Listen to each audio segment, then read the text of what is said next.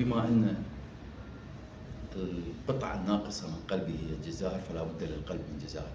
هذا الديوان هو محبة بسيطة وقليلة عما يجول في قلبي للجزائر، وأهديه إلى الأستاذ بلبل الذي هو بلبل حقيقي.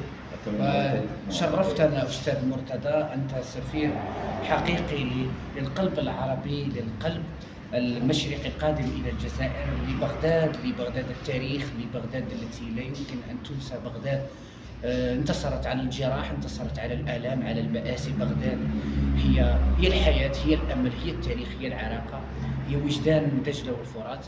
بين بغداد لا فرق بين بغداد والجزائر، امتداد، بل هما مرآتان لبعض، هما يعكسان الطيبة والكرم والأخلاق والذكاء والشعر، وهذه القوة والصلابة يحبهم